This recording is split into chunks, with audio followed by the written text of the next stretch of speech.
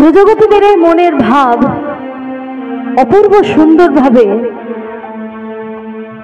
প্রকাশিত হয়েছে আমাদের লালন সাহের একটি বিখ্যাত গানে। তার গানটা শুনলে মনে হয় যেন ব্রজগোপীদের এই ভাবটাকেই তিনি তার গানের মধ্যে দিয়ে লিখতে চেয়েছেন। সে গানটাতে লালন সাহেব বলছেন,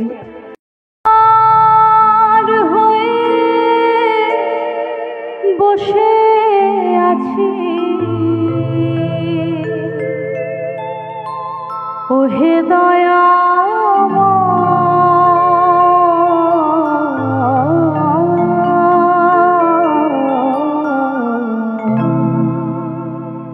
পারে লয়ে যাও আমায়, পারে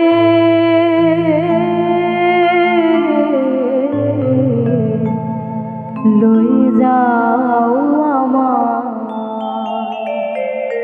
হে নাবিক, দয়া করে তুমি একবার আমাদেরকে পারে নিয়ে চলো নাবিক। কিন্তু এই যে তোমার নাম আমরা মুখে উচ্চারণ করছি, প্রতিনিয়ত যে আমরা তোমার নাম মুখে উচ্চারণ করি, হে গোবিন্দ কৃপা করো, হা গৌর একবার তুমি উদ্ধার করে দাও। এই যে তোমার নাম মুখে উচ্চারণ করছি, তোমার কৃপা পাওয়া তো দূরের কথা, তোমার নাম মুখে উচ্চারণ করবার মতো যোগ্যতাই আমাদের নেই। কারণ তোমার নাম উচ্চারণ করতে গেলে যে প্রকারের সাধন ভজন প্রয়োজন, যে প্রকারের মনোসংযোগ প্রয়োজন, তা আমরা করতে পারি না। কিন্তু তবুও আমরা তোমার নাম মুখে উচ্চারণ করছি, কারণ আমরা শুনেছি যে তুমি পতিত পাবন, তুমি দয়াল ঠাকুর, পতিতদেরকে তুমি উদ্ধার করেছ। হে নাবিক, দয়া করে তুমি একবার কি আমার মতো একটি তুচ্ছ জীবকে উদ্ধার করে দেবে না? হে নাবিক, নাহি আমার ভজন সাধো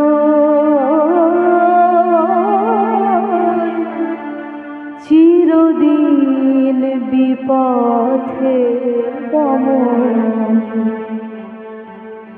আমি নাম শুনেছি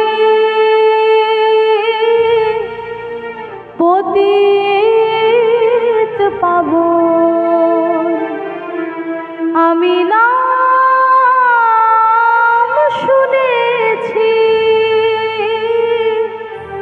পতিত পাবন, তাইতে দি দোহা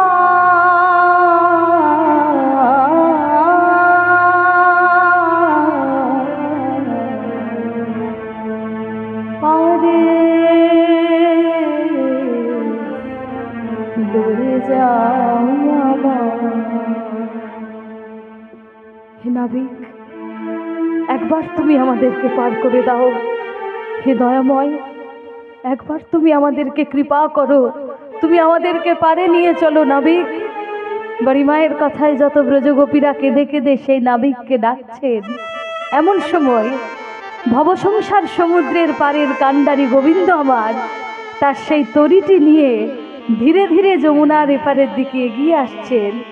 গোবিন্দকে আসতে দেখেই বড়িমা তখন রাধারানীকে বলছেন, ও নাতিনি, অর্থাৎ রাধারানী বড়িমায়ের সম্পর্কে হচ্ছেন নাতনি, তাই রাধারানীকে ডেকে বলছে, ও নাতিনি, আহা দেখ নাতিনি, দেখ নাতিনি, দেখ নাতিনি, দেখ নাতিনি, ও নাতিনি দেখ নাতিনি, ও নাতিনি দেখ নাতিনি। প্রথমে রাধারানীকে ডেকে বলছে ও নাতিনি, যেহেতু সম্পর্কে নাতনি হচ্ছেন, আর তারপরে বলছেন দেখ না তিনি, অর্থাৎ দেখ না তিনি। এই তিনির অর্থ কি? বলি তোর তিনি জগৎ চিন্তামণি, একবার চেয়ে দেখ না তিনি, তোর তিনি জগৎ চিন্তামণি, একবার চেয়ে দেখ না তিনি। বলি তোর তিনি জগৎ চিন্তামণি, একবার চেয়ে দেখ না তিনি, তোর তিনি জগৎ চিন্তামণি, একবার চেয়ে দেখ না তিনি।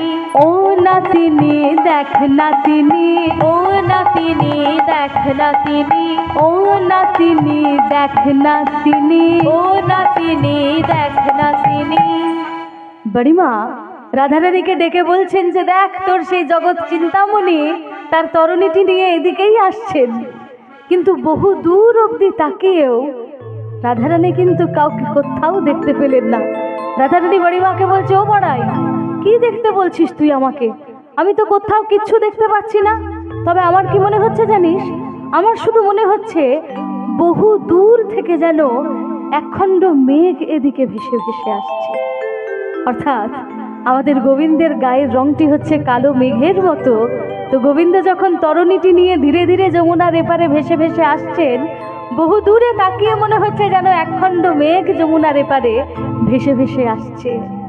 কিছু দূর যখন নৌকাটি আরেকটু যখন এগিয়ে এসেছেন, তখন রাধারানী বাড়িমাকে বলছে, না না না না না বড়াই, মেঘ নয়, মেঘ নয়, আমি দেখতে পেয়েছি বহু দূরে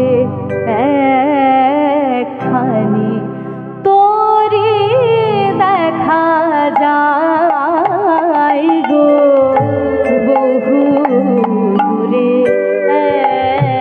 একখানি তোরে দেখা যায় গো, বহু দূরে একখানি তোরে দেখা যায় গো, দূরে একখানি তোরে দেখা যায় গো। তোরে কখনো ভাসে আবার কখনো ডোবে,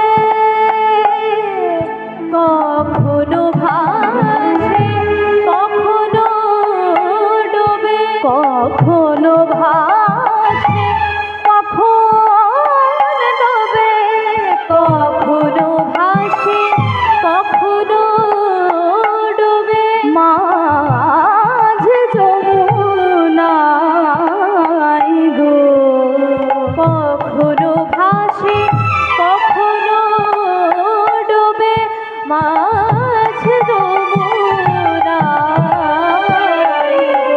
গো, বহু দূরে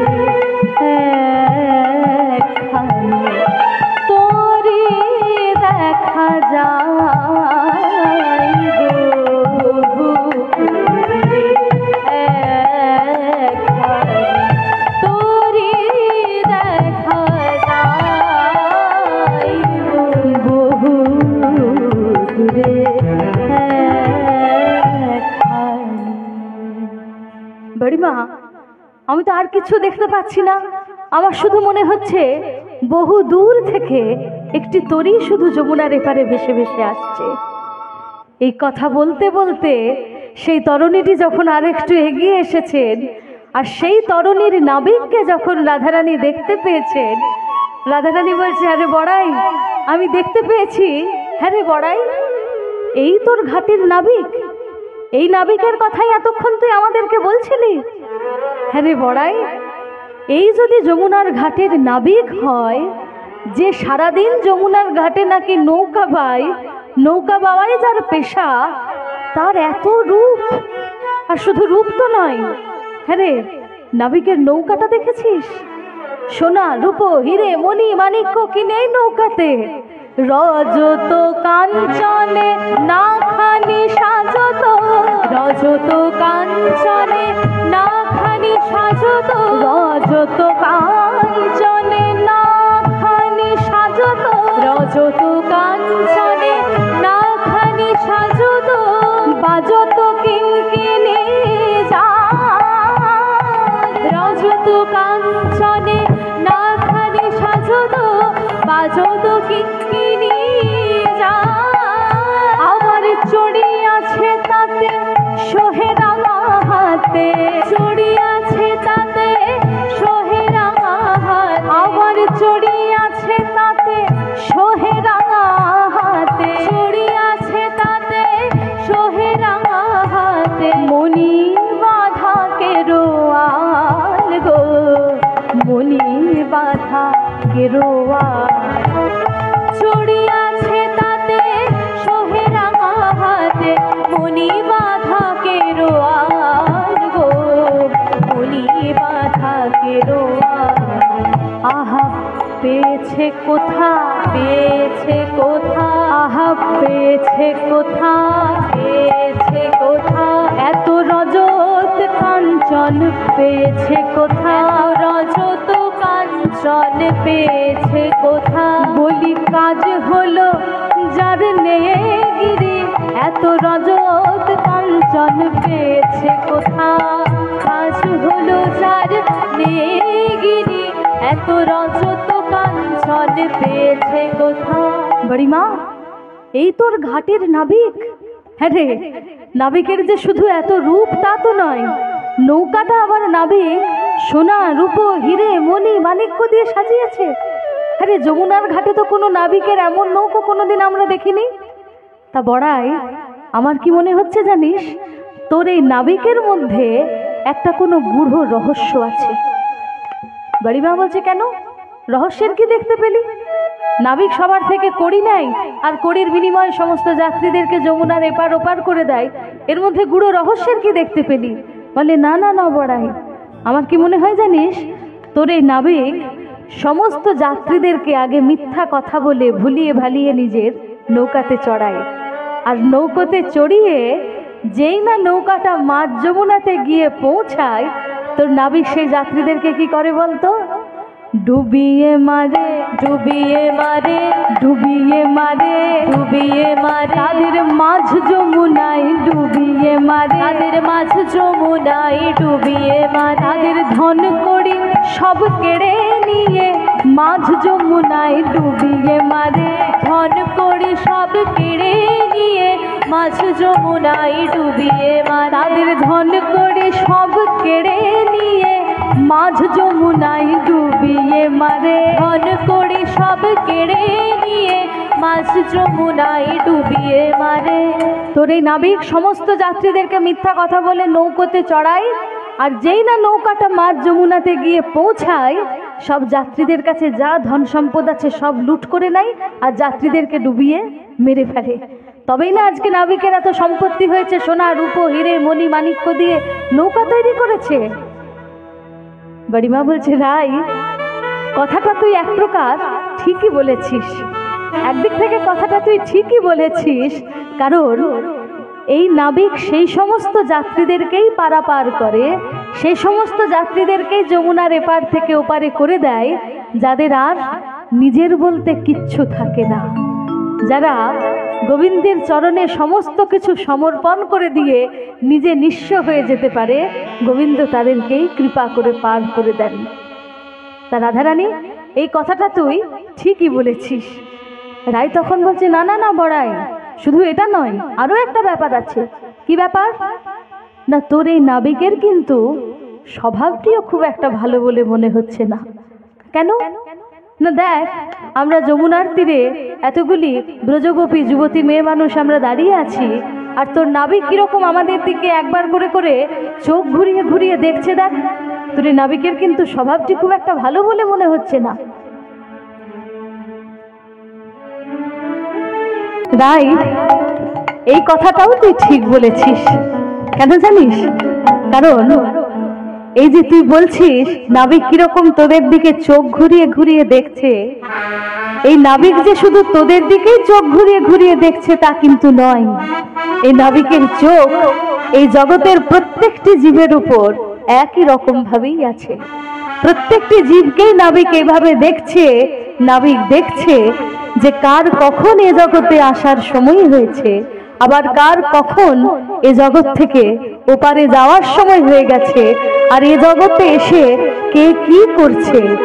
নাবিক সমস্তই কিন্তু এভাবে দেখছে, শুধু তোদেরকে না, সবাইকেই নাবিক এভাবে দেখছে।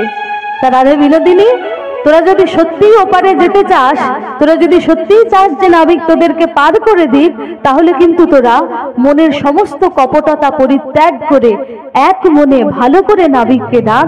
নাবিক ঠিক তোদেরকে পার করে দেবে। বড়ি মায়ের কথায় যত ব্রজগোপীরা নাবিককে ডাকতে লাগলেন, ও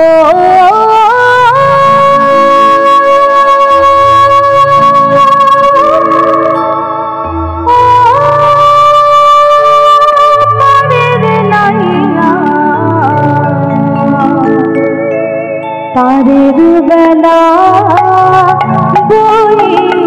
যায় পারের বেলা হইয়া যায়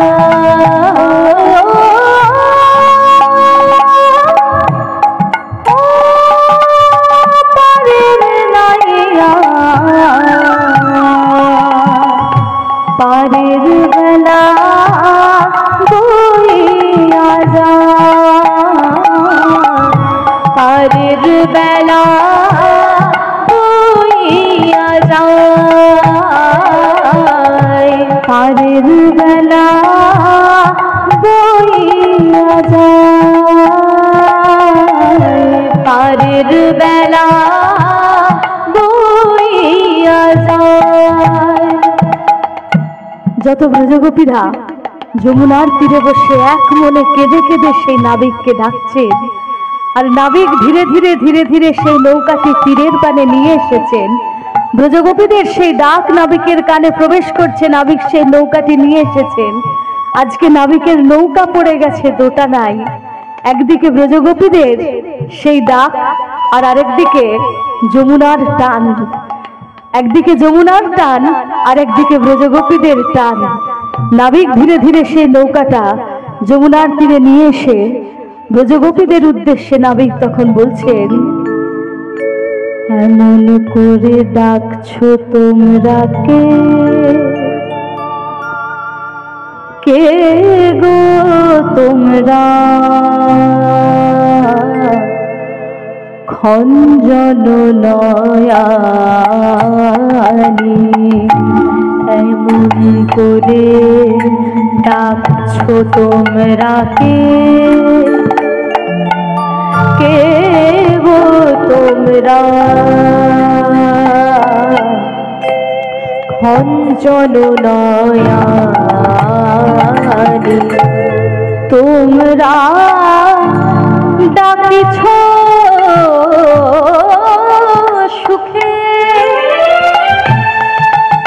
আমার তরুণী পড়েছে পাকে, তোমরা ডাকিছ সুখে আমার তরুণী পড়েছে পাকে, তোমরা ডাকিছ সুখে আমার তরুণী পড়েছে পাকে, তোমরা ডাকিছ সুখে আমার তরুণী পড়েছে পাকে, তোরি দুই কানে পড়েছে গো, তোরি দুই কানে পড়েছে গো, তোদের নয়নে কানে আর যমুনা টানে, দুই টানে পড়েছে গো, নয়নে টানে আর যমুনা টানে, দুই টানে পড়েছে গো, তোদের নয়নে টানে আর যমুনা টানে, দুই টানে পড়েছে গো, নয়নে টানে আর যমুনা টানে, দুই টানে পড়েছে গো, কে গো তোমরা, খঞ্জন নয়ানি, এমন করে ডাকছো তোমরা কে, কে গো তোমরা, খঞ্জন নয়ানি। ধীরে ধীরে নাবিক সেই নৌকাটি যমুনার তীরে নিয়ে এসেছেন। বড়িমা তখন ব্রজগোপীদেরকে শিখিয়ে দিচ্ছেন যে দেখ, নাবিক যখন নৌকাটা যমুনার তীরে নিয়ে আসবে, তোরা কিন্তু তখন কেউ নাবিককে এটা বলিস না যে নাবিক আজকে আমরা তোমাকে দেখবো বলেই, তোমার দর্শন পাওয়ার জন্যই আজকে আমরা এখানে এসেছি। তোরা এটা বলিস না, তোরা বলবি যে নাবিক আমরা মহারাজ কংসের যোগানী, মহারাজ কংসকে আমরা রোজ ছানা মাখন জগিয়ে থাকি, আজকে ঘাটে কোনো তরণী নেই, কোনো নাবিক নেই, তোমার হাতেই এসে আজকে আমরা ঠেকেছি, নাবিক পার করে দাও। যেই না নাবিক তরণীটি নিয়ে এসেছেন তীরের পানে, ব্রজগোপীরা বাড়িমার সেখানে কথা মতো বলে, নাবিক আজকে ঘাটে কোনো তরণী নেই, নাবিক নেই, তোমার হাতেই এসে আমরা ঠেকেছি, মহারাজ কংসের জোগানি আমরা, নাবিক আমাদেরকে তুমি পার করে দাও। নাবিক তখন বলে, কি কোথায় যাবে তোমরা? মথুরায়, মহারাজ কংসের বাড়ি? ও না না না, তাহলে তো আমার নৌকোতে তোমাদের পার হওয়া হবে না। বলে, কেন নাবিক? এত কষ্ট করে যমুনার তীরে বসে এতক্ষণ ধরে কেঁদে কেঁদে তোমাকে ডাকলাম, এখন তুমি এসে আবার বলছো আমাদেরকে পার করে দিতে পারবে না, কেন?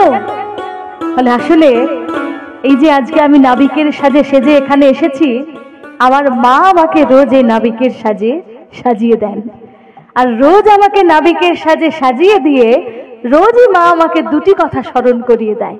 কি কথা? যে গোপাল, পারাপার করছো ভালো কথা, সমস্ত যাত্রীদেরকে তুমি যমুনার এপার থেকে ওপারে করে দাও, সব জায়গা তুমি যাত্রীদেরকে পার করো, কিন্তু কখনো গোপাল রাজবাড়ি যেও না, রাজবাড়ি যেও না, রাজবাড়ি যেও না, রাজবাড়ি যেও না, তারা বড় অহংকারী, রাজবাড়ি যেও না, তারা বড় অহংকারী, রাজবাড়ি যেও না, তারা বড় অহংকারী, রাজবাড়ি যেও না, তারা বড় অহংকারী, রাজবাড়ি যেও না। গোপাল, কখনো রাজবাড়ি যেও না, রাজারা ভারী অহংকারী হয়, বলা যায় না কখন কি অপমান করে বসে। আর দ্বিতীয় কথা কি বলে না, দ্বিতীয় কথা কি বলে জানো? যে গোপাল, সবার থেকে তুমি কড়ি নিচ্ছ, কড়ির বিনিময়ে তুমি সমস্ত যাত্রীদেরকে পারাপার করে দিচ্ছ, ভালো কথা, কিন্তু কখনো যদি যমুনার ঘাটে কোনো দরিদ্র কাঙালকে দেখতে পাও গোপাল, সেই কাঙালকে দেখলে তার কাছ থেকে কড়ি নিও না। কাঙাল দেখলে কড়ি নিও না, কাঙাল দেখলে কড়ি নিও না, তাদের চোখের জলে আছে কড়ি, হায় রে, কাঙাল দেখলে কড়ি নিও না, তাদের চোখের জলে আছে কড়ি, হায় রে, কাঙাল দেখলে কড়ি নিও না। এই কথা বলতে বলতেই যেই না নাবিক সেই তরণীটি তীরের পানে নিয়ে এসে ভিড়িয়েছেন, আর অমনি রাধারানী কি করছেন?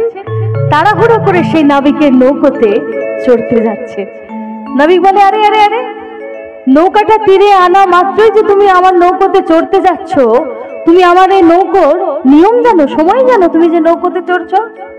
বলে, বাহ বাবা নাবিক, এত কেঁদে কেঁদে এত সেধে ডাকার পরে তুমি এলে, এখন আবার তোমার এই নৌকোর নিয়ম সময় এসব জানতে হবে?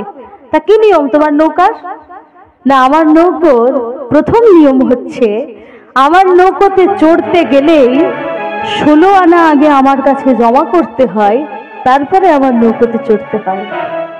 বাড়িমা তখন বলছে, ও নাবিক, তাহলে বোধহয় তোমার নৌকোতে আমাদের আর পার হওয়া হলো না, আমরা গরিব মানুষ, 16 আনা কোথায় পাবো আমরা?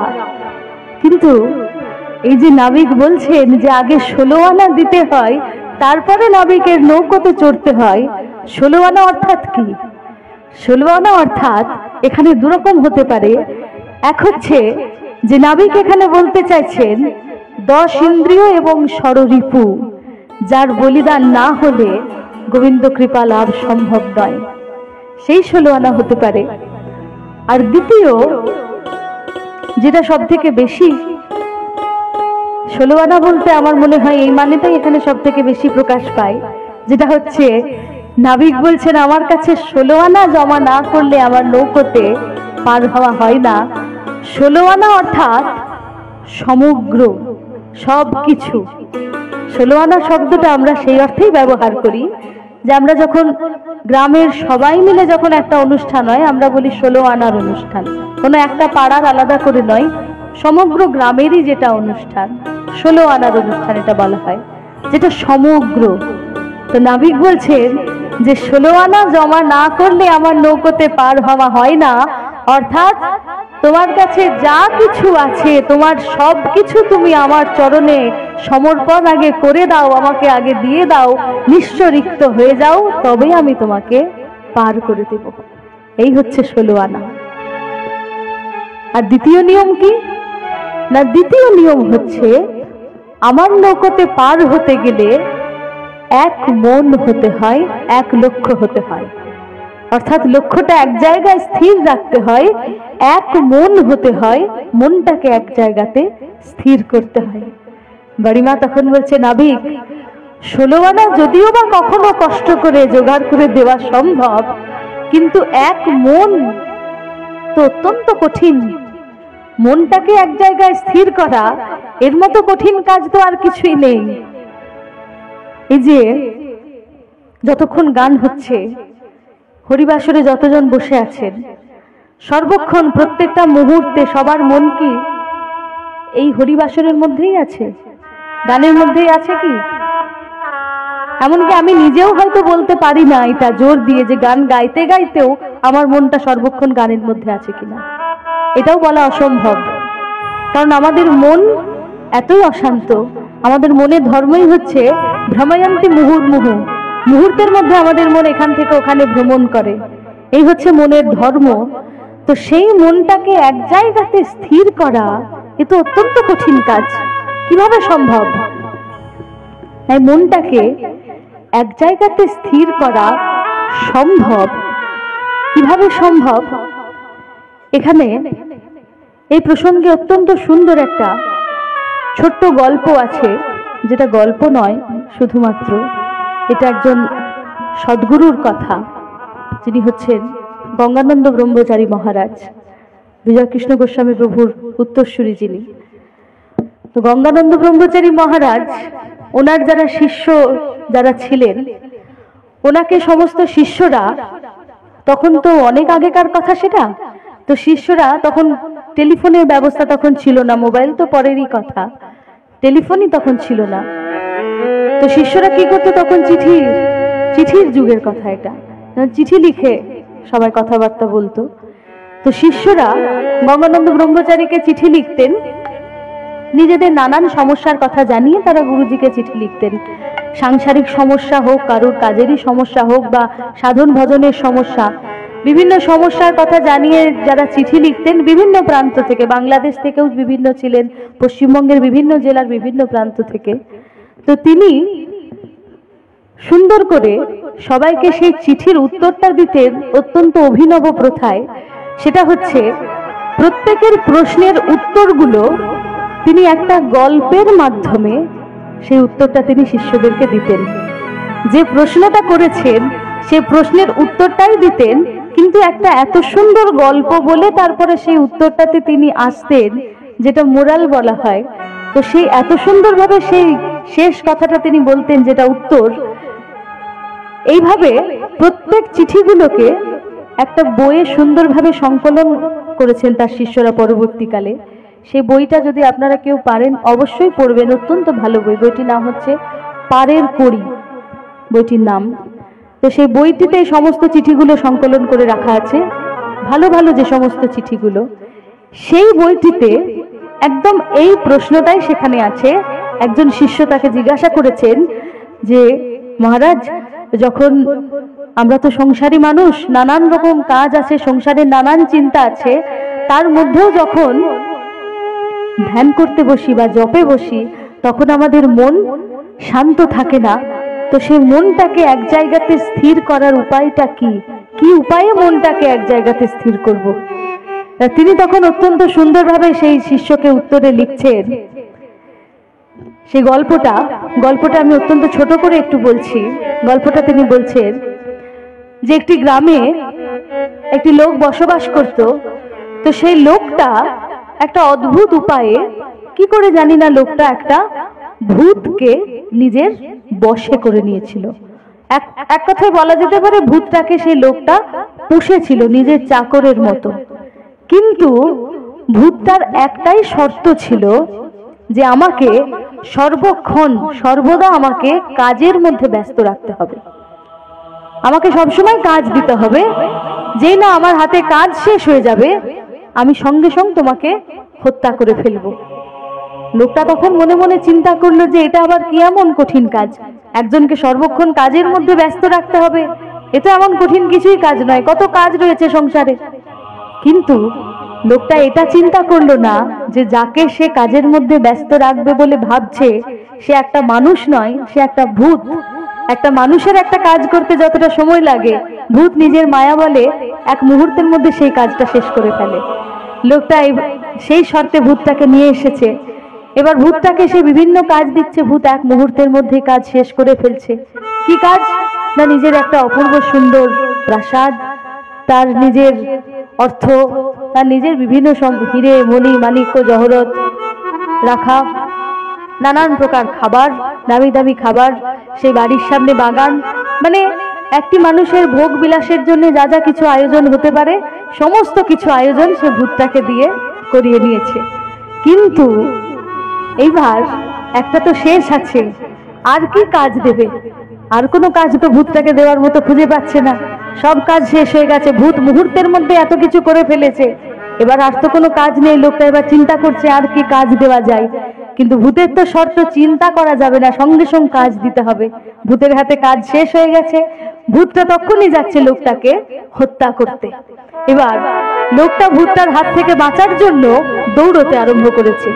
দৌড়তে দৌড়তে দৌড়তে দৌড়তে গিয়ে একটা বনের মধ্যে ঢুকে পড়েছে।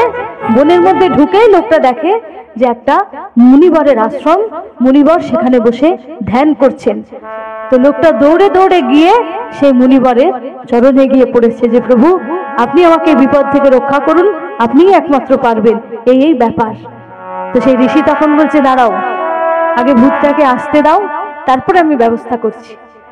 তো ভূত যেই এসে লোকটাকে হত্যা করতে যাচ্ছে, সেই মুনিবর তখন বলছে দাঁড়াও, তোমাকে কাজ দিলে তুমি আর ওকে হত্যা করবে না তো? বলে না, আমার হাতে কাজ শেষ হয়ে গেছে তাই আমি হত্যা করতে যাচ্ছি। বলে দাঁড়াও, তোমার জন্য কাজ আছে। কি কাজ না, এই যে আমার আশ্রমের সামনে যে বাঁশের খুঁটিটা দেখছো, এই বাঁশের খুঁটিটা ধরে তোমাকে যতক্ষণ না থামতে বলবো ততক্ষণ তুমি ওঠা নামা করতে থাকো। এই কাজের তো আর কোনো শেষ নেই। বাঁশের খুঁটি ধরে ওঠা নামা করার কি কোনো শেষ আছে? যতক্ষণ না থামতে বলবে, থামতে বলবেই বা কেন? থামতে বললেই তো সে মানুষটাকে হত্যা করতে আসবে। তো এই কাজের আর কোনো শেষ নেই। তো যেই অশান্ত ভূতটা এতক্ষণ লোকটাকে তাড়িয়ে নিয়ে বেড়াচ্ছিল, সেই ভূতটাকে বাঁশের খুঁটিটার মধ্যে সেই মুনিবর এক নিমেষে বন্দি করে দিলেন এক প্রকার।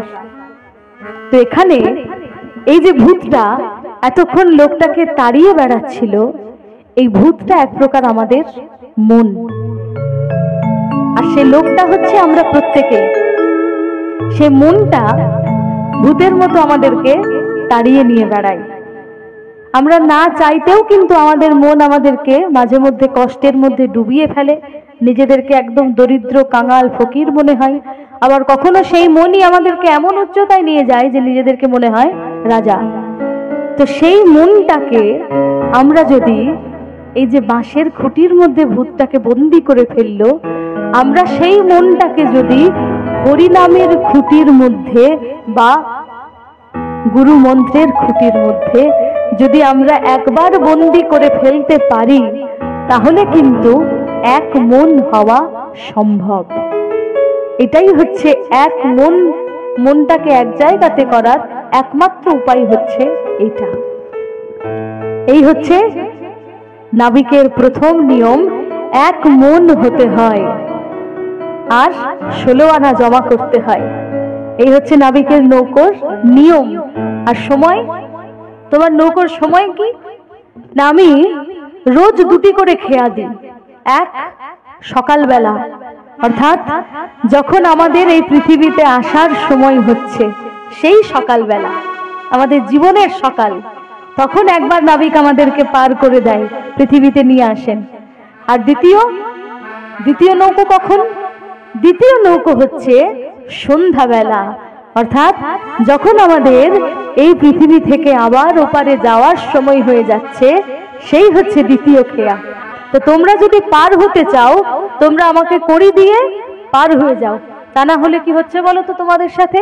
এই যে এত কথা বলছি তোমাদের সাথে, আমার কথাই কথাই বেলা যায়, কথাই কথাই বেলা যায়, কথাই কথাই বেলা যায়, কথাই কথাই বেলা যায়। পামা গামা গা সাগা মা পামা গামা পানি সারে নি সানি পা মা পানি মা পা গা মা পা গা মা মা গা গা, কথাই কথাই বেলা যায়। রাগ বেহাগ, যারা গান বাজনার সাথে যুক্ত তারা অবশ্যই রাগ বেহাগ তো অবশ্যই জানবেন, কারণ অত্যন্ত পরিচিত রাগ বেহাগ। আর যারা গান বাজনার সাথে সেইভাবে যুক্ত নয়ও, তারা বেহাগ রাগ হয়তো জানেন না যে এটাই বেহাগ রাগ, কিন্তু এই রাগের অনেক গান তারা অবশ্যই শুনেছেন। তার কারণ হচ্ছে এই বেহাগ রাগে আমাদের রবীন্দ্রনাথের প্রচুর গান আছে, প্রচুর গান তিনি বেহাগ রাগে রচনা করেছেন। আমার মনে হয় রবীন্দ্রনাথের বেহাগ রাগের উপর অন্যরকমই ভালোবাসা ছিল, কারণ এই রাগে তিনি এত গান রচনা করেছেন, মনে হয় না অন্য কোনো রাগে একসাথে এত গান আছে বলে। যেরকম অত্যন্ত পরিচিত গান আপনারা শুনে থাকবেন, শ্রাবণের ধারার মতো পড়ুক ঝরে, পড়ুক ঝরে তোমারি সুরটি আমার মুখের পরে, বুকের পরে, শ্রাবণের ধারার মতো পড়ুক ঝরে, পড়ুক ঝরে। আরো অনেক গান আছে পরিচিত গান, জাগরণে যাইবি ভাবরে, আঁখি হতে ঘুম নীল হরি, কে নীল হরি, মরি মরি মরি মরি, জাগরণে যাইবি ভাবরে। অনেক ভালো ভালো গান আছে বেহাগ রাগে। তোমারও অসীমে প্রাণ মন লয়ে, যত দূরে আমি ধাই, কোথাও দুঃখ কোথাও মৃত্যু, কোথাও বিচ্ছেদ নাই, তোমারও অসীমে প্রাণ মন লয়ে, যত দূরে আমি ধাই। অনেক অনেক অনেক গান আছে বেহাগ রাগের। আমি নিজে যে কটা গান অন্তত বেহাগ রাগের জানি, রবীন্দ্রনাথের গানের সংখ্যা তো অসংখ্য, সব গান জানা অসম্ভব ব্যাপার। তো আমি নিজে অন্তত বেহাগ রাগের যে কটা গান জানি আপনাদের কৃপায় ভালোবাসায়, তো সেই কটা গানও যদি আমি একটু একটু করে গাইতে থাকি, আজকে আমাদের গোবিন্দের যেরকম ব্রজগোপীদের সাথে কথায় কথায় বেলা বয়ে যাচ্ছে, আমার সেরকম বেহাগ রাগের রবীন্দ্রসঙ্গীত গাইতে গাইতে রাত হয়ে যাবে। সুতরাং সেখানে আর গিয়ে কাজ নেই, সে জায়গায় আবার ফিরে আসবো। কথায় কথায় বেলা যায়, কথায় কথায় বেলা যায়, বাবা বাবা বানি জানি বানি জানি নিজা নামা রে জানি রাম পাশানি বাবা মানি বাবা বাবা গামা রে সা, কথায় কথায় বেলা যায়, নিজা নিজা বাবা গামা রে জানি পানি জানি নিজা গামা বাবা গামা বানি জা পানি জানি নিজা গামা বাবা রে জানি জা পাশানি বাবা নিরা বাবা গামা গা, কথায় কথায় বেলা যায়। গাবাগানি জানি বানি জানি নিজা গাবাগানি জানি বানি জানি নিজা নিজা বাবা গাবাগানি যা গাবাগানি যা কথায় কথায় বেলা যায় গাবাগানি জানি বানি জানি নিজা গাবাগানি জানি পাগানি জানি মামাগানি জালা মাবা গাবাগানি জানি বানি জানি নিজা গামা বানি জানি মামা গাবাগানি কথায় কথায় বেলা যায় কথায় কথায় বেলা যায় কথায় কথায় Mama gama gari zari bani zari ni zaga baba gama bani zari ni zaga baba gama gari zari bani zari ni zaga baba gari baba gama gari kotai kotai bela jai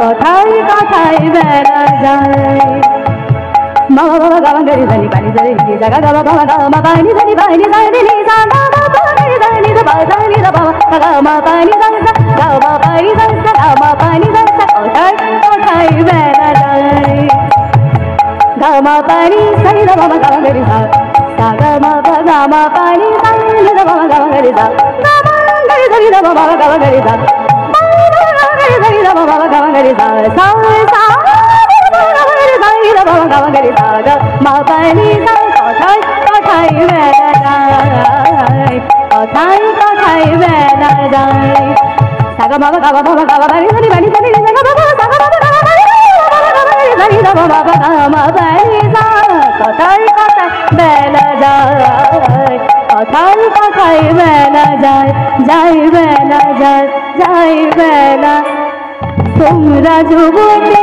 মেয়ে আমি যুবক রে তোমরা যুবতী মেয়ে আমি যুবক রে তোমরা যুবতী মেয়ে আমি যুবক রে হাস করি হাসে গেল দিন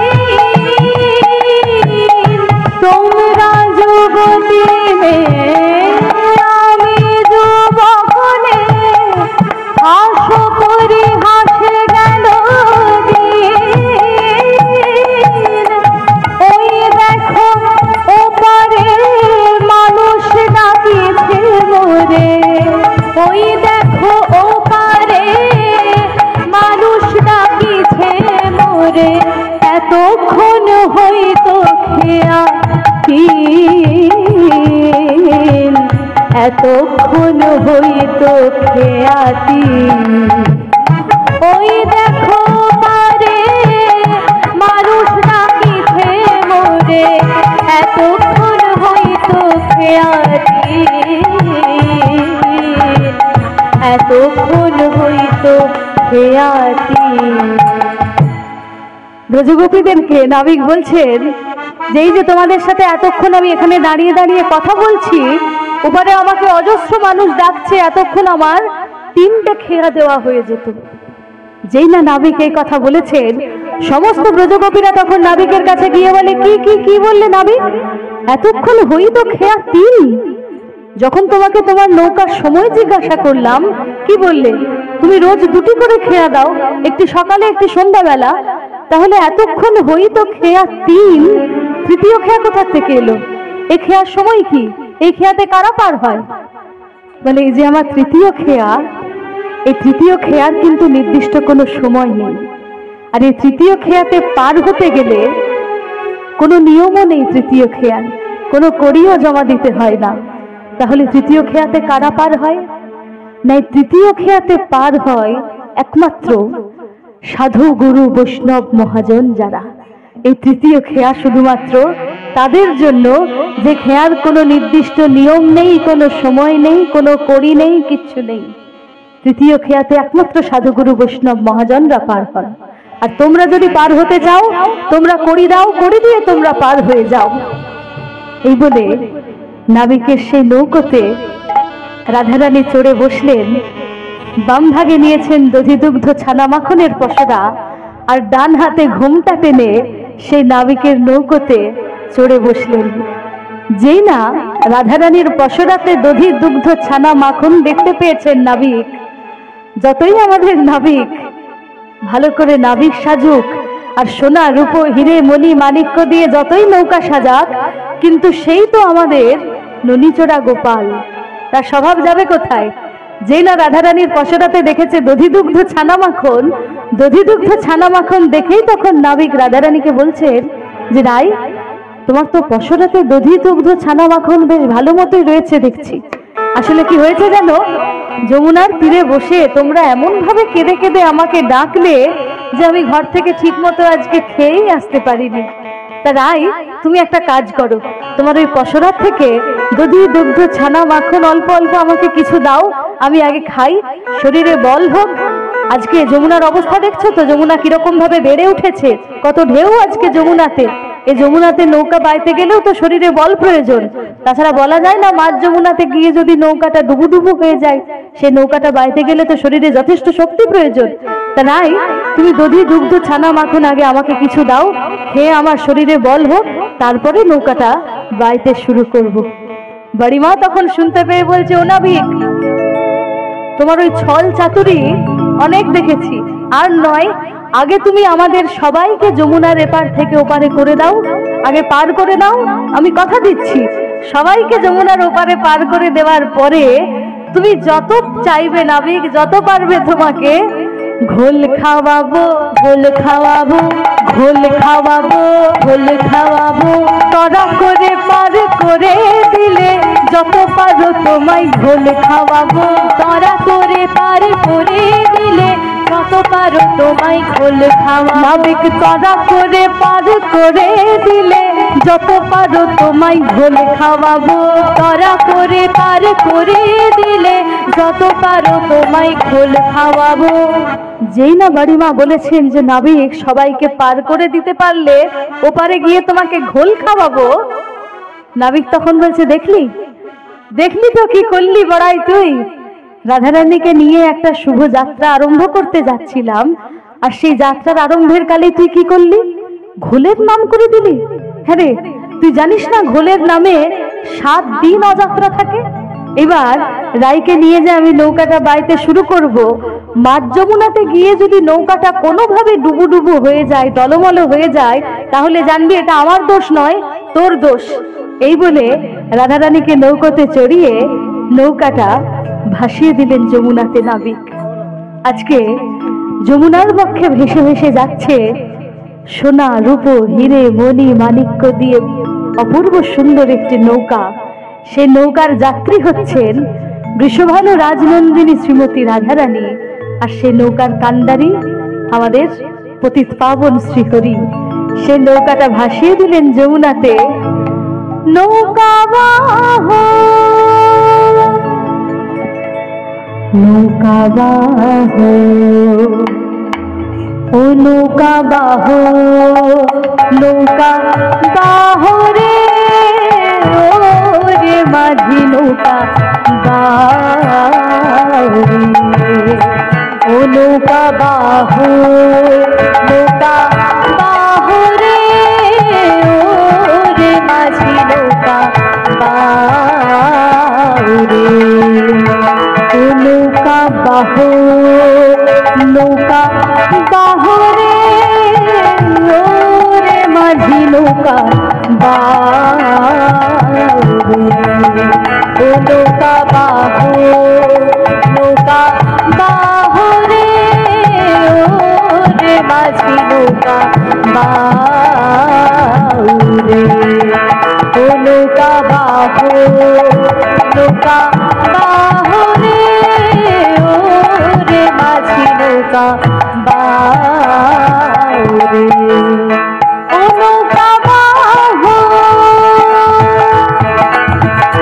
নৌকা বাহো, নৌকা বাহো, নৌকা বাহো রে, ও রে মাঝি নৌকা বাহো রে, ও নৌকা বাহো, নৌকা বাহো রে, ও রে মাঝি নৌকা বাহো রে। হালেতে রহিবে তুমি, দাঁড় বাহিব আমি, হালেতে রহিবে তুমি, দাঁড় বাহিব আমি, হালেতে রহিবে তুমি, দাঁড় বাহিব আমি, হালেতে রহিবে তুমি, দাঁড় বাহিব আমি, হালেতে রহিবে তুমি,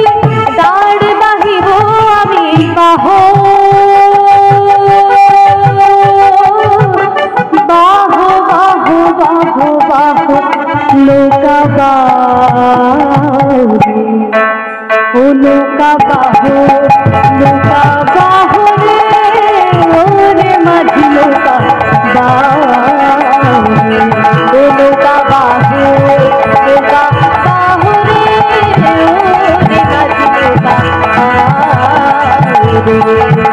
নৌকা বাহো নৌকা বাহো রে ওরে মাঝি নৌকা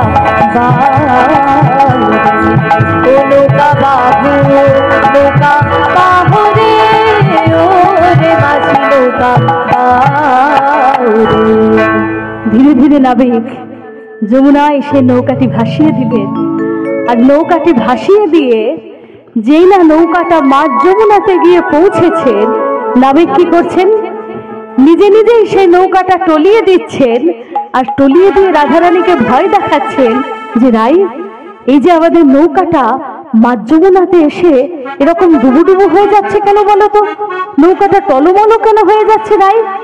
রাই, আমার কি মনে হচ্ছে জানো, এই যে আজকে তুমি একটা নীল শাড়ি পরে আমার নৌকোতে চড়েছো, আমার মনে হচ্ছে তোমার নীল শাড়ি দেখেই আজকে মনে হয় আকাশে মেঘের উদয় হয়েছে, মেঘ করেছে। আর মেঘ করেছে বলেই যমুনার টান বেড়ে গেছে, সেই জন্য আমাদের নৌকাটা টলমলো হয়ে যাচ্ছে। না না না না রাই, তুমি একটা কাজ করো, তুমি তোমার এই নীল শাড়িটা পরিত্যাগ করে একটা শুভ্র বসন সাদা শাড়ি পরে আমার নৌকোতে চড়ো, তাহলে আর মেঘও আসবে না, নৌকাও ডুবুডুবু হবে না, আমরা যমুনার ওই পারে পার হয়ে যাব। রাধারানী তখন বলছে, ও নাবিক, ও নাবিক, তুমি যে আমার নীল শাড়ি দেখে আকাশে মেঘের উদয় হয়েছে বলছো, হ্যাঁ গো, তুমি তোমার নিজের গায়ের রংটি ভালো করে দেখেছো নাবিক?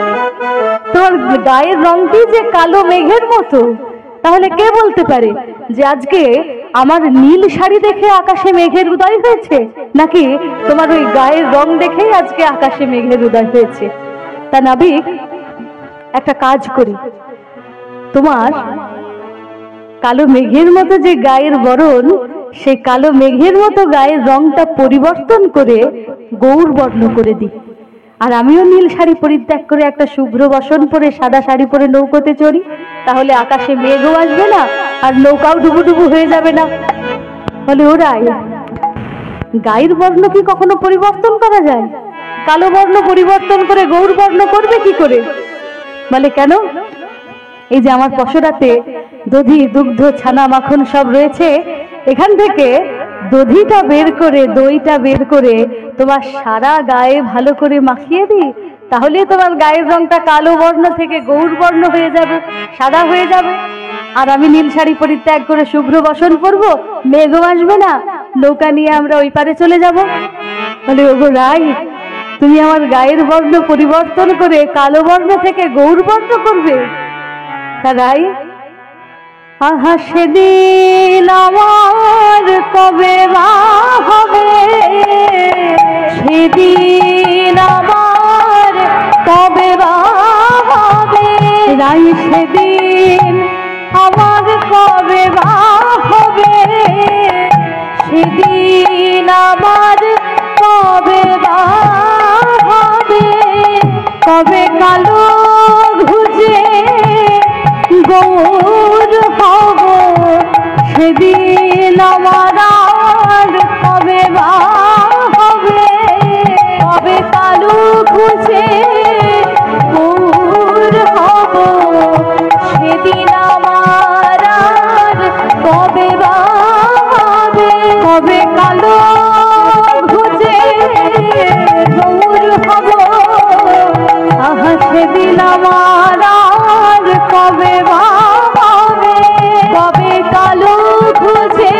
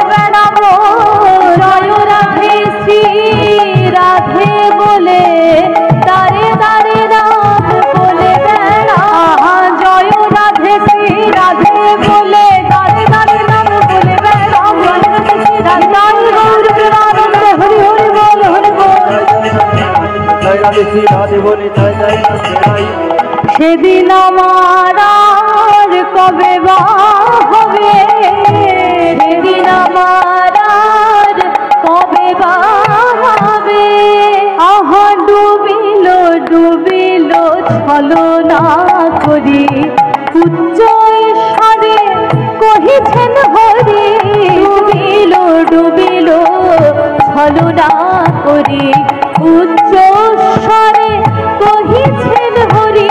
ডুবিল ডুবিল ছলনা করি, উচ্চ স্বরে কহিছেন হরি। ডুবিল ডুবিল ছলনা করি, উচ্চ স্বরে কহিছেন হরি। এবার বুঝি নাও ডুবলো, এবার বুঝি নাও ডুবলো, আমি আর যে তোরে পাইতে নারে। এবার বুঝি নাও ডুবলো, আমি আর যে তোরে পাইতে নারে। এবার বুঝি না ডুবলো, আমি আর যে তোরে পাইতে নারে। এবার বুঝি নাও ডুবলো, আমি আর যে তোরে পাইতে নারে। এবার বুঝি না ডুবলো। ধীরে ধীরে সেই নৌকাটা টলিয়ে দিচ্ছেন নাবিক, আর রাধারানীকে ভয় দেখাচ্ছেন যে এইবার বুঝি আমাদের নৌকাটা টলমল হয়ে গেল, এবার বুঝি আমাদের নৌকাটা মাঝ যমুনাতে ডুবে গেল। আর রায় তখন কি করছেন, ভয় পেয়ে দাঁড়িয়ে আছেন, দুহাত তুলে বাড়িমাকে বলছে, বড়াই ও বড়াই, আমাকে তুই বাঁচা, আজকে বুঝি আমি মাঝ যমুনাতে ডুবে যাব, বড়াই আমাকে তুই রক্ষা কর। বাড়িমা তখন বলছে, ওরে রায়, আজকে তুই যার নৌকোতে চড়েছিস ও নৌকা কোনোদিনও ডুববার নয়, ওর নৌকা কোনোদিনও ডুববে না। যদি ওর নৌকা আজকে ডুবে যায় তাহলে তো ওর নামের তরেই ডুবে যাবে। রায়, তুই ভয় পাস না, যার নৌকোতে চড়েছিস তার নাম করেই তুই নৌকোতে চড়ে থাক, কিচ্ছু হবে না। রাধারানী তখন মনে মনে চিন্তা করছেন যে আমি তো ওই পার থেকে বহু দূরে চলে এসেছি, আর যে পারে আমি যাব সেই পারও আমার বহু দূর, তাহলে মাঝ যমুনাতে এসে এখন আর তো আমাকে পিছনের পানে ফিরে চাইলে চলবে না। রাধারানী মনে মনে ভাবছেন, মাঝ যমুনায় এসে রে মন কুলের পানে যা, মাঝ যমুনায় এসে রে মন কুলের পানে চা, মাঝ যমুনায় এসে রে মন কুলের পানে চা, মাঝ যমুনায় এসে রে মন কুলের পানে চা। একুল কুল দুকুল আমার, একুল কুল দুকুল আমার, একুল কুল দুকুল আমার, একুল কুল দুকুল আমার। কুল যে বহু দূরে রে, একুল কুল দুকুল আমার, কুল যে বহু দূরে রে, একুল কুল দুকুল আমার, কুল যে বহু দূর, একুল কুল দুকুল আমার, কুল যে বহু দূর। রাধারানী বলছেন, একুল অকুল দুকুল আমার, কুল যে বহু দূর, অর্থাৎ এইগুলো বহু দূর, ওইগুলো বহু দূর, আর আমি মাঝ যমুনাতে এসে পড়ে আছি। তো এই যে বহু দূর কথাটা গানের মধ্যে গাইতে গেলে আমরা যদি কথা দিয়ে বলি তখন তো আমরা এভাবে বোঝাবো যে আমি বহু দূর থেকে এলাম, বহু দূরে গেছিলাম, এভাবে বলি। কিন্তু যদি গানের মধ্যে সেটা বোঝাতে চাই, সেটা সুরের মাধ্যমে কিভাবে বোঝানো যায় বহু দূর। একুল কুল দুকুল আমার, কুল যে বহু দূর, একুল কুল দুকুল আমার, কুল যে বহু দূর, একুল কুল। সুরটাকে দূরে নিয়ে যাওয়ার চেষ্টা করব, সুরটাকে দূরে নিয়ে গিয়ে বোঝানোর চেষ্টা করব বহু দূর। আহা একুল কুল দুকুল আমার, কুল যে বহু দূর, একুল কুল দুকুল আমার, কুল যে বহু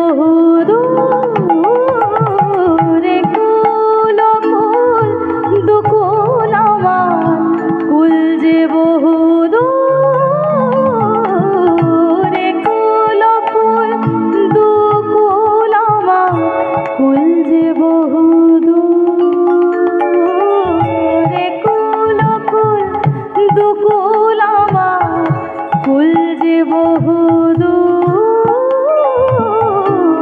কুল কুল দুকুল আমার কুল যে বহুদূরে রে, কুলের পানে চা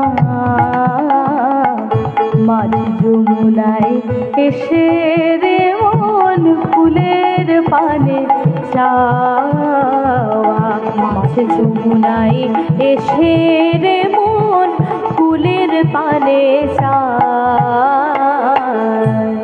রাধারানী মনে মনে চিন্তা করলেন যে অকুল অকুল আমার বহুদূর, এই কুলো বহুদূর ওই কুলো বহুদূর, আর এই মাঝ যমুনাতে যদি এখন আমাকে কেউ কুল দিতে পারে, কেউ যদি আমাকে রক্ষা করতে পারেন, একমাত্র পতিত পাবন শ্রীহরি। রাধারানী তখন কি করলেন? ভয় পেয়ে সেই নাবিকের গলাতে জড়িয়ে ধরলেন, আর নাবিক রাধারানীকে বক্ষে ধারণ করে যমুনার বক্ষে ঝাঁপ দিয়ে দিলেন নৌকো থেকে।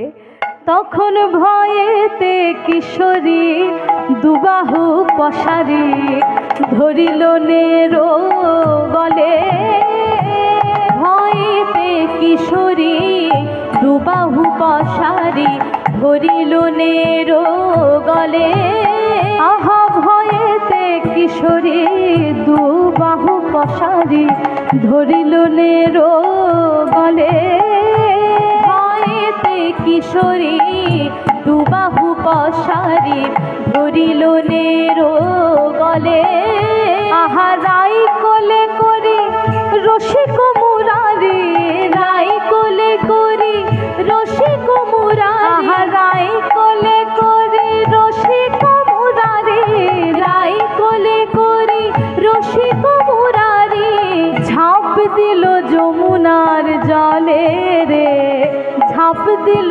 যমুনার জলে, রাই কোলে করি রসিক মুরারি, ঝাঁপ দিল যমুনার জলে রে, ঝাঁপ দিল যমুনার জলে। আজ যমুনার বাসনা পূর্ণ হলো, যমুনার বাসনা পূর্ণ হলো, আজ যমুনার বাসনা পূর্ণ হলো, যমুনার বাসনা পূর্ণ হলো, রাধা গোবিন্দের যুগল চরণ পেয়ে যমুনার বাসনা পূর্ণ হলো, রাধা গোবিন্দের যুগল চরণ পেয়ে যমুনার বাসনা পূর্ণ হলো, রাধা গোবিন্দের যুগল চরণ পেয়ে যমুনার বাসনা পূর্ণ হলো, রাধা গোবিন্দের যুগল চরণ পেয়ে যমুনার বাসনা পূর্ণ হলো।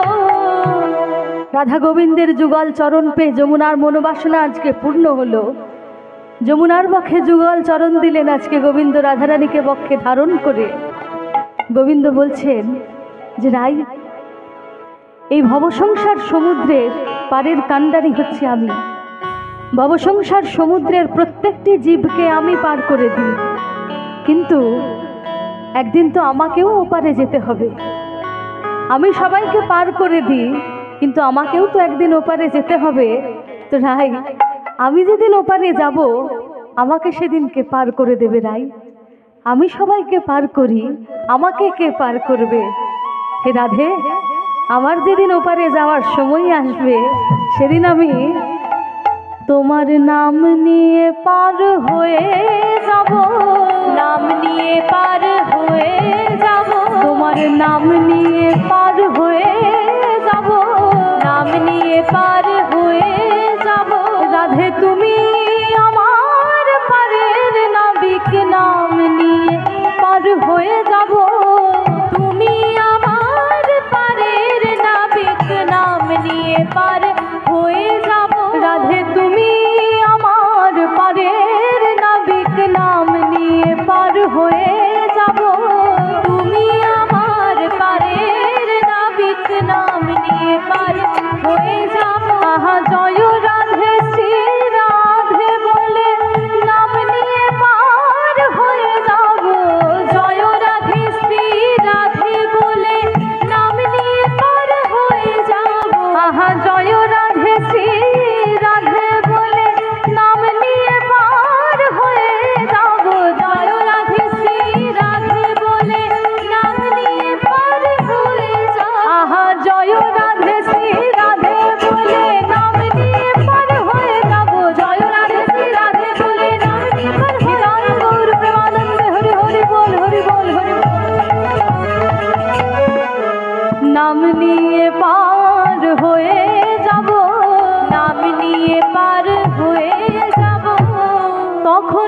ভাসিয়া ভাসিয়া নাবিক আসিয়া লাগিল নিকুঞ্জ বনে। ভাসিয়া ভাসিয়া নাবিক আসিয়া লাগিল নিকুঞ্জ বনে। তখন ভাসিয়া ভাসিয়া নাবিক আসিয়া লাগিল নিকুঞ্জ বনে। ভাসিয়া ভাসিয়া নাবিক আসিয়া লাগিল নিকুঞ্জ বনে। আহা যে বা মনে ছিল বিধি মিলামল, যে বা মনে ছিল বিধি মিলামল। আহা যে বা মনে ছিল বিধি মিলামল, যে বা মনে ছিল বিধি মিলামল। দাস জগন্নাথ ভনে রে, দাস জগন্নাথ ভনে। যে বা মনে ছিল বিধি মিলামল, দাস জগন্নাথ ভনে রে, দাস জগন্নাথ ভনে। আজ যমুনার বাসনা পূর্ণ হলো, যমুনার দাই গৌর প্রেমানন্দে হরি বল হরি বল হরি বল। আজ যমুনার বাসনা পূর্ণ হলো, যমুনার বাসনা পূর্ণ হলো। রাধা গোবিন্দের যুগল চরণ পেয়ে যমুনার বাসনা পূর্ণ হলো। রাধা গোবিন্দের যুগল চরণ পেয়ে যমুনার বাসনা পূর্ণ হলো। আজকে গোবিন্দ তরি ভাসিয়েছিলেন যমুনার মনোবাসনা পূর্ণার্থে। যমুনার মনোবাসনা পূর্ণ হয়েছে, রাধা গোবিন্দের যুগল চরণ পেয়েছেন। আর রাধা গোবিন্দের যত সখীরা রাধা গোবিন্দকে নিকুঞ্জ মন্দিরে নিয়ে এলেন। নিকুঞ্জ মন্দিরে নিয়ে এসে দোহার বদনে দধি দুগ্ধ ছানা মাখন দিয়ে সেবা করে সে প্রসাদ যত সখীরা নিজেদের মধ্যে ভাগ করে নিলেন।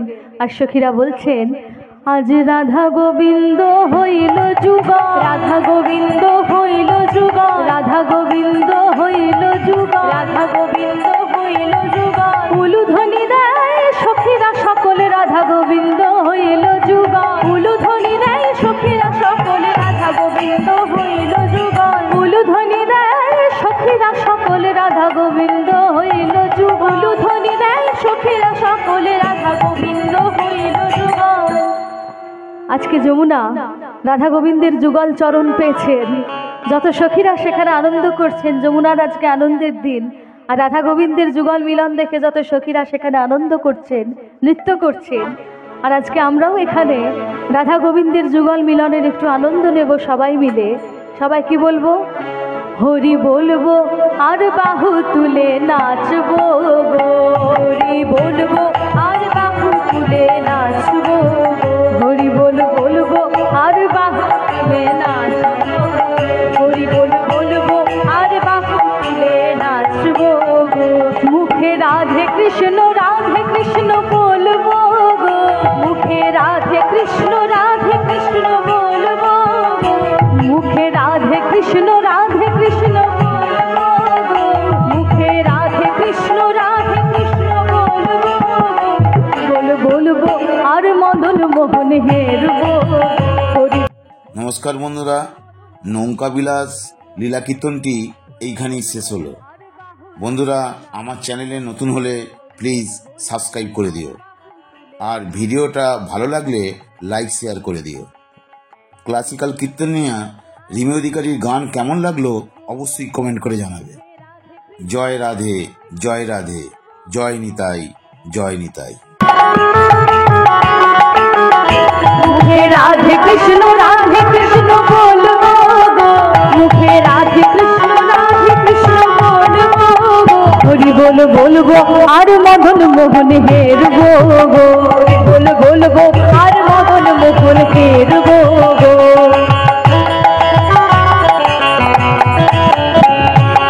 এই দেহ অন্তিম কালে রাখবো শ্রী যমুনার জলে, এই দেহ অন্তিম কালে রাখবো শ্রী যমুনার জলে। এই দেহ অন্তিম কালে রাখবো শ্রী যমুনার জলে, এই দেহ অন্তিম কালে রাখবো শ্রী যমুনার জলে। এই দেহ অন্তিম কালে রাখবো শ্রী যমুনার জলে, এই দেহ অন্তিম কালে রাখবো শ্রী যমুনার জলে। আমরা যাই রাহে শ্রীকৃষ্ণ বলে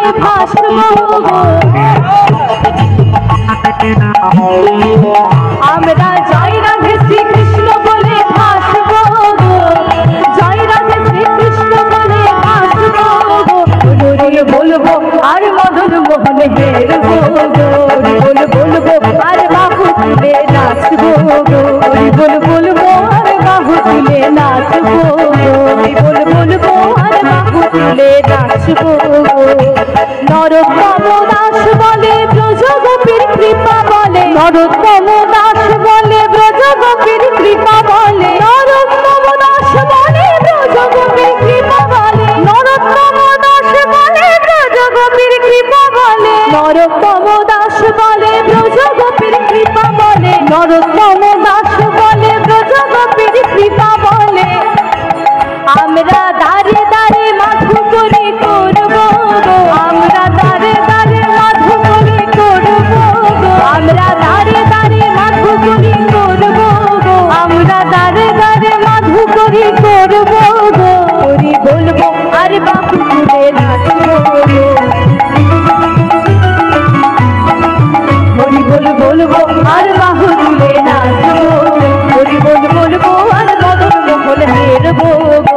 জয় রাধে জয় রাধে জয় রাধে জয় রাধে জয় রাধে জয় রাধে জয় রাধে জয় রাধে জয় রাধে জয় রাধে জয় রাধে জয় রাধে। বৃন্দাবন বিলাসিনী রাধে জয় রাধে, বৃন্দাবন বিলাসিনী রাধে জয় রাধে, বৃন্দাবন বিলাসিনী রাধে জয় রাধে, বৃন্দাবন বিলাসিনী রাধে জয় রাধে। অষ্টগোপীর শিরোমণি রাধে জয় রাধে, অষ্টগোপীর শিরোমণি রাধে জয় রাধে, অষ্টগোপীর শিরোমণি রাধে জয় রাধে, আহা অষ্টগোপীর শিরোমণি রাধে জয় রাধে, অষ্টগোপীর শিরোমণি রাধে জয় রাধে। আমাদের শ্যাম গরবের গরবিনী রাধে জয় রাধে, শ্যাম গরবের গরবিনী রাধে জয় রাধে, শ্যাম গরবের গরবিনী রাধে জয় রাধে, শ্যাম গরবের গরবিনী রাধে জয় রাধে। মাধুর্য কাদম্বিনী রাধে জয় রাধে, মাধুর্য কাদম্বিনী রাধে জয় রাধে, মাধুর্য কাদম্বিনী রাধে জয় রাধে, মাধুর্য কাদম্বিনী রাধে জয় রাধে।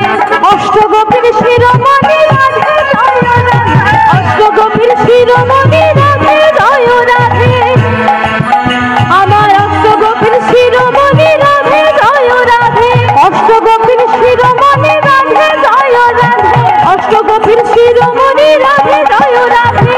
কৃষ্ণ ভক্তি প্রদায়িনী রাধে জয় রাধে, কৃষ্ণ ভক্তি প্রদায়িনী রাধে জয় রাধে, আহা কৃষ্ণ ভক্তি প্রদায়িনী রাধে জয় রাধে, কৃষ্ণ ভক্তি প্রদায়িনী রাধে জয় রাধে। হরি বল গৌর হরি হরি বল, হরি বল গৌর হরি হরি বল, হরি বল গৌর হরি হরি বল, হরি বল গৌর হরি হরি বল, হরি বল গৌর হরি হরি বল, হরি বল গৌর হরি হরি বল। আমার নিতাইয়ের বল গৌর হরি হরি বল, নিতাইয়ের বল গৌর হরি হরি বল, নিতাইয়ের বল গৌর হরি হরি বল, অদ্বৈতের বল গৌর হরি হরি বল, অদ্বৈতের বল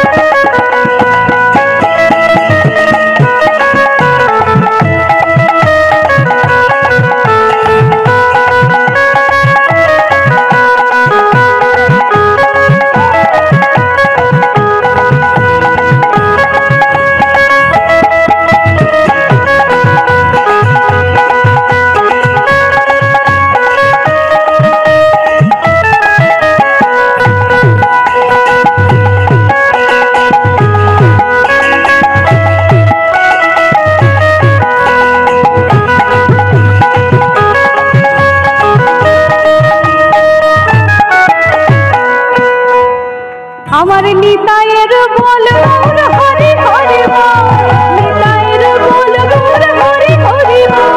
আহা দ্বৈতের বল গৌর হরি হরি বল, দ্বৈতের বল গৌর হরি হরি বল। আহা বাসুদেবের বল গৌর হরি হরি বল, বাসুদেবের বল গৌর হরি হরি বল। শ্রীবাসের বল গৌর হরি হরি বল, শ্রীবাসের বল গৌর হরি হরি বল। ছয় গোসাইয়ের বল গৌর হরি হরি বল, ছয় গোসাইয়ের বল গৌর হরি হরি বল। আহা ছয় গোসাইয়ের বল গৌর হরি হরি বল, ছয় গোসাইয়ের বল গৌর হরি হরি বল। আমার বাসুদেবের বল হরি বল, অদ্বৈতের বল, নিতাইয়ের বল, শিবাসের বল, ছয় গোসাইয়ের বল। আর আমাদের ভক্তজনের বল গৌর হরি হরি বল।